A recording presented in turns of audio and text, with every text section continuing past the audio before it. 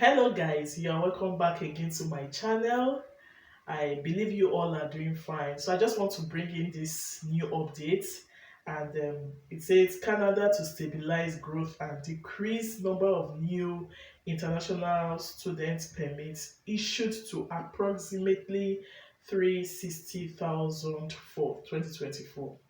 In fact, since we entered this new year, it has been updates. Most have been favorable, while some are not favorable. Not only Canada alone, even UK. I also learned Australia too. So it's like the traveling plan for some people have been shattered because of these new laws. Before the end of this video, I'll talk about that of the UK. I'll just talk a little about it. But for the purpose of this video, I'm just going to be talking about the Canada's part. When things like this come up, you need to look at it in both ways. Recently, yeah, will I say Canada is becoming populated, or there are not enough resources to satisfy the new immigrants? For example, the housing sector. The way people look for houses here, it's like some people, it takes them months, takes them weeks, not only houses, because so many people are coming in and provisions are not made to to satisfy them. Is it in terms of job? It's not so easy to get jobs here. I'm not saying people don't get jobs, but it's not easy. Canada always want new immigrants, but then there are some things that should be put into consideration. If you want somebody to come over, then you should make provision for that person, ideally. But in a case where people come, spend so much money to come, and their purpose of coming is a bit shattered, at least that initial stage, it's like you are telling us to come and suffer. That's what it means. So I'm also looking at it from that perspective. But looking at it from this side again, from this other side, most people use this school route to come into Canada. You can understand. And then the way it was before this new law, you can easily come in, then maybe after some time you can just come in with your family and you can work and the rest. But Canada, they are already changing things, so they are following UK's pattern. So let me read what I have here. Just on the 22nd of January 2024, it says international students enrich our communities and are a critical part of Canada's social, cultural, and economic fabric. In recent years, the integrity of the international student system has been threatened. Some institutions have significantly increased their intakes to drive revenues, and more students have been arriving in Canada without the proper support they need to succeed. Let's note that without the proper support they need to succeed. So it's more like the schools are interested in their funds but are not giving them the best. So rapid increases in the number of international students arriving in Canada also puts pressure on housing, exactly what I just talked about. Of course, when they come, they won't stay on outside. They will stay in the house. So the pressure is really, like, I can attest to that. I can really attest to that. Healthcare and other services, because they want to share it. Okay, he said, as we work to better protect international students from bad actors and support sustainable population growth in Canada, the government is moving forward with measures to stabilize the number of international students in Canada.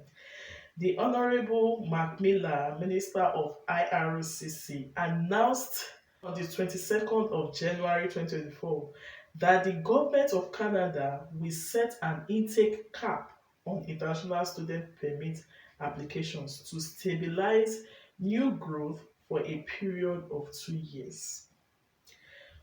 For 2024, the cap is expected to result in approximately 360,000 approved study permits, and this will bring a decrease of 35,000, and this will bring a decrease of 35% from 2023. So if they think this is how they can better the economy, we're good and fine, but a lot of persons will be affected. like I'm trying to put myself in their shoes, those that are planning to come, and this cap is now going to cause, commotion. So I'm really, really like not too happy in that aspect.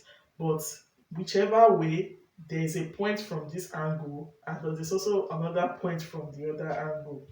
So, in the spirit of fairness, individual provincial and territorial caps have been established, weighted by population, which will result in more significant decreases in provinces where the international student population has seen the most unsustainable growth.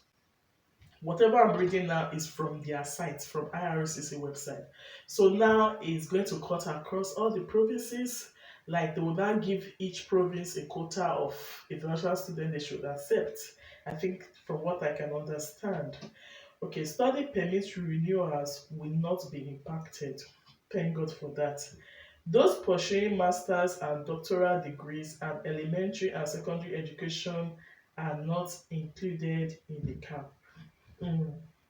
So the people that are included are those going for, is it undergraduates or graduate programs? Current study permit holders will not be affected. So if you have your permit at the moment and you're an international student, good for you. You are not affected. So IRCC will allocate a portion of the cap to each province and territory, who will then distribute the allocation among their designated learning institutions. To implement the cap, as of January 22, 2024, every study permit application submitted to IRCC will also require an attestation letter from a province or territory.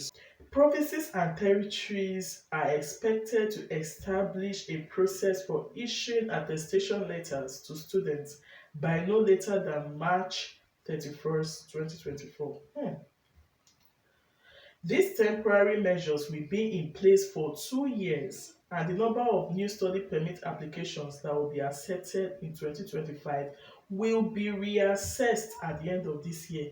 So, in summary, coming into Canada as an international student will be a little tedious compared to before. That's just the summary of this whole thing, because they are bringing new things into place that is more like a strict measure to take international students. During this period, the government of Canada will continue to work with provinces and territories, designated learning institutions, and national education stakeholders on developing a sustainable path forward for international students, including finalizing a recognized institution framework, determining long-term sustainable levels of international students, and ensuring post-secondary institutions are able to provide um, adequate levels of student housing. So, more like a summary, he said, in order to better align the post-graduation work permit program, we are changing the eligibility criteria. Not me, it's from the Minister of IRCC. He's stating that starting September 1st, 2024, international students who begin a study program that is part of a curriculum licensing arrangement will no longer be eligible for a postgraduation work permit upon graduation. Hope you guys understand. Students physically attend a private college that has been licensed to deliver the curriculum of this and that. So the next one is graduates of masters and other short graduate level programs will soon be eligible to apply for a 3-year work permit. Other current criteria: the length of a postgraduation work permit is based solely on the length of an individual's study program, hindering master's graduates by limiting the amount of the time they have to gain work experience and potentially transition to permanent residence. In the weeks ahead, open work permits will only be available to spouses of international students in master's and doctoral programs. So if you are not doing any of these two, your spouses may not have um, open work permits. The spouses of international students in other levels of study, including undergraduate and college programs, will no longer be eligible. The important measures announced complement other recently announced reforms to the international student program. So you guys have heard the latest update from the Minister of IRCC, and it is directed towards the international students. Well, if you are already in the process, then good for you. But for the upcoming ones, or those that are planning to come into Canada as international students, you guys need to cross your T's and dot your I's. Weigh your options very well so that you don't come here over struggling. Okay? Like I said before, I will give you a little update about the UK immigration rules. It's like they were the ones that started this whole policy.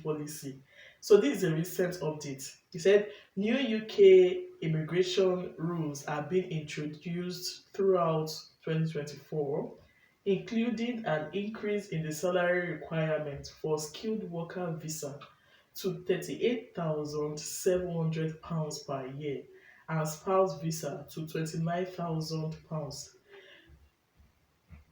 is quite high.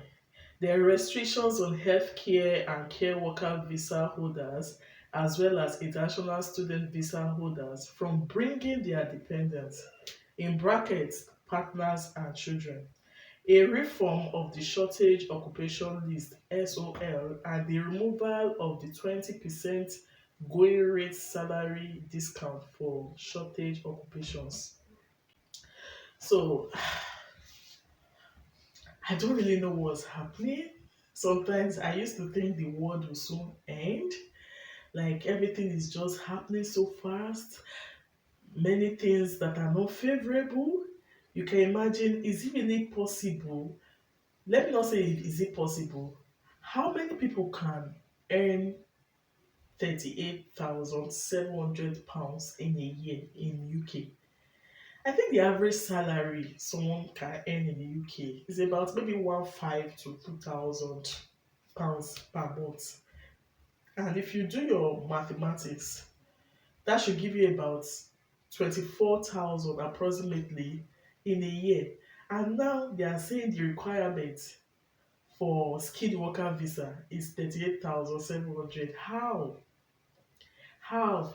So this immigration thing is just getting tedious by the day. Honestly, it's getting tedious.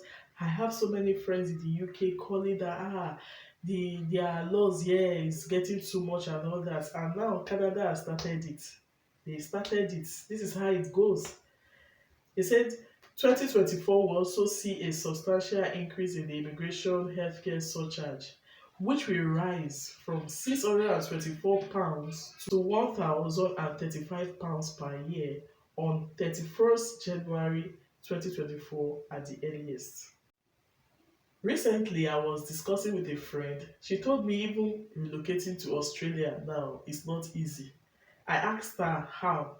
She was like, for you to even apply at all, you should have at least 888 in your IELTS, in your subjects. That before now it used to be 7. And she was like, how is it possible for you to just have 888? Although it's possible, but it's not easy. So you can see that all these countries, they are now making, you know, immigration very tedious. Very, very tedious. And that's why we pray for our own country that God will make it better for us, because I really don't see why somebody will have this or our money and then many laws will just be, causing a lot of delays or making things difficult. It's so sad, and it's a pity. I was discussing again with somebody that cost of living in Canada now is very high. If you want to get foodstuffs from the grocery store, if you don't hold like $300 and above, you'll be shocked at what you bring home. So cost of living generally is now high. It's not even in Canada alone. I'm just trying to put myself in the shoes of those that really want to relocate, or they are that I'm just putting myself in their shoes. That it's not easy. It's not easy. And now so many laws are, in fact that UK zone is even serious. Yeah. Anyway, thanks for watching. God will help us. See you all in my next video. And if you haven't subscribed to this channel yet, kindly do. Don't forget to like, comment, and share this video. And I hope that I will bring you a more interesting update in my next video. See you all and bye.